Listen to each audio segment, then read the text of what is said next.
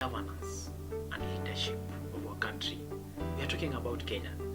Yeah, we have to engage, guys, and I believe young people, you are a great nation. What do I see as a great nation? Because this group of millennials and Gen Zs and the upcoming generation, we have seen a change. We are seeing a lot of reforms. And when I compare the 21st century and the current century, actually it's a kind of a different world, because I can see the lives that of the people who of the 21st century, I'm talking about our parents, and our lives is a kind of a different thing.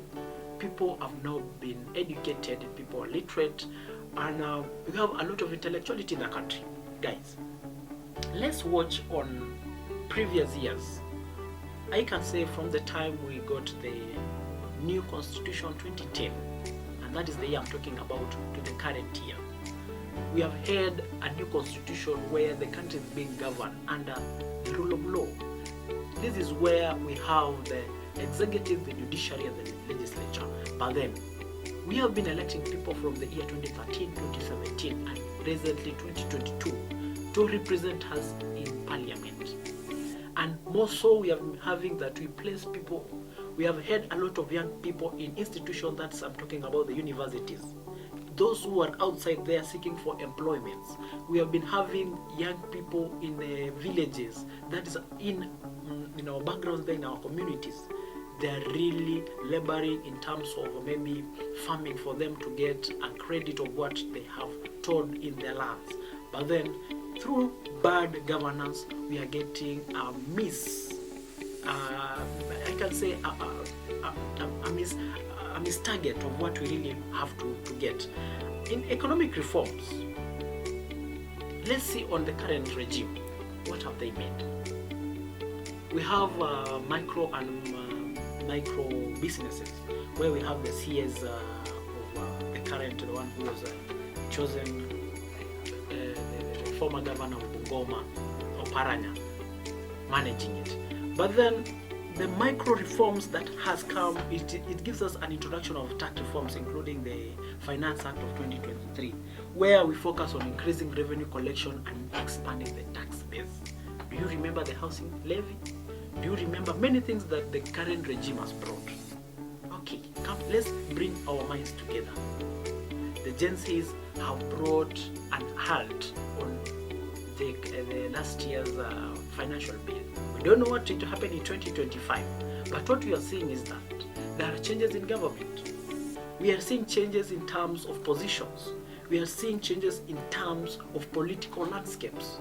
What we are seeing is that Mulima is now sliding outside the government. We are seeing the Nyanza region coming into government. We are seeing some part of Coast coming into government because of the influence of leaders.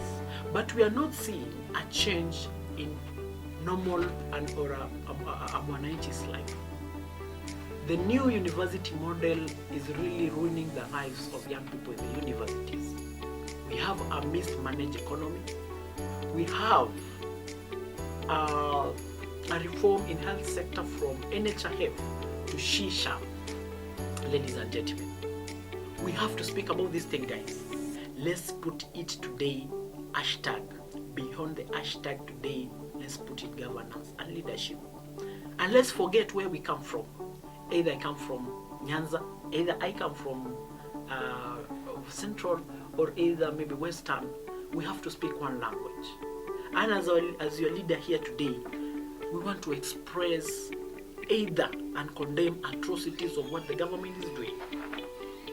And we want to speak this to all the young people, that if you will not speak, then nobody else will do. Our parents are tired of being condemned. Our parents are people who have educated us, and let us give a chance, let us give a shot. Today, I want to encourage all of us that first, when it comes to registering as a voter, let's come out 100% and register as voters. When it comes in participating on positivity, let's forget of our tribal lines. It doesn't have a Makalenjin, or someone is a Luo, or someone is a Kikuyu. Let's focus our minds in governance, legislative agendas. So We have been having a political landscape in terms of our former Deputy President Rigathi Gachagua and our current sitting President Dr. William Samoei Ruto on issues basing on political landscapes and interests. We don't know the factual forms of why they divide, but what we know, we hear about issues of someone being tribal, someone maybe speaking ill of government and yet is in government, someone speaking of one region and yet we have the whole country. We are talking about the presidency. Being a deputy president is a presidency. We did that and we saw there was a large breakdown where the former deputy was impeached. Now we're having a government where it's run by a broad-based government.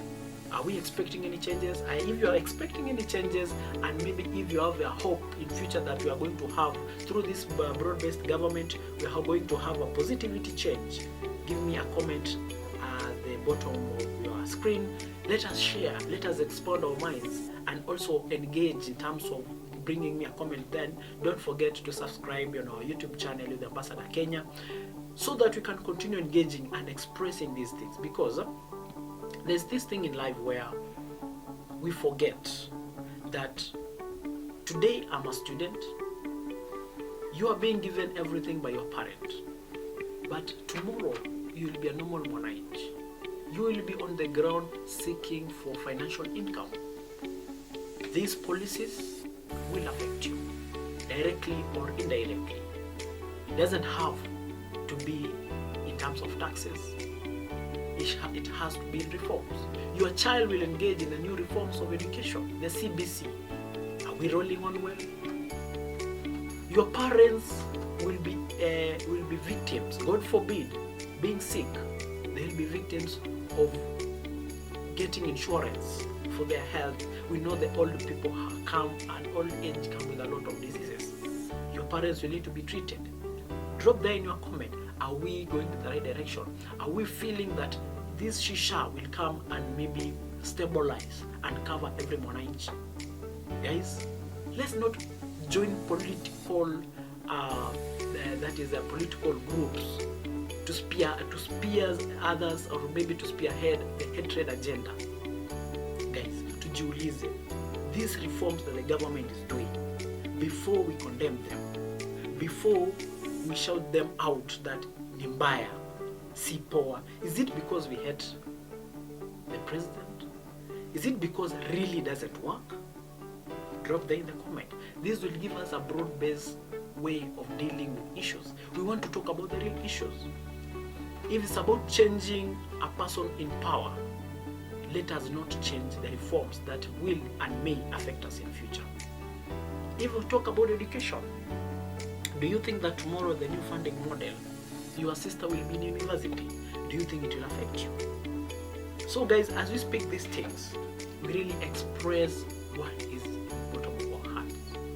So as you go to your phone in your X and you put an hashtag Ruto must go, as you go to your phone and comment on a page where a leader has been put in a casket, before you go to your phone in Facebook, in TikTok, give a like, or in a forum where they are talking about, I was from Mulima, I was from Western region, I am in government.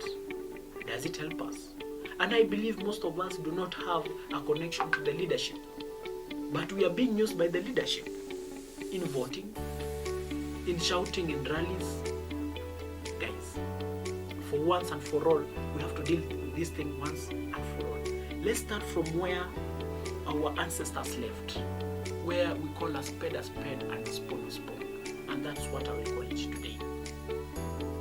The young people are doing a great job in terms of bringing out and shouting to the governors of our country. They're really participating. They're participating beyond the hashtag, beyond the divisions, beyond the screen. And I want to tell us that together we rise. With the voices that we bring out in social media, together we rise. Beyond the division, whatever we do in our universities to condemn the bad funding model in universities, together we rise. Beyond divisions, beyond the hashtag. But before we do that, what model do you want?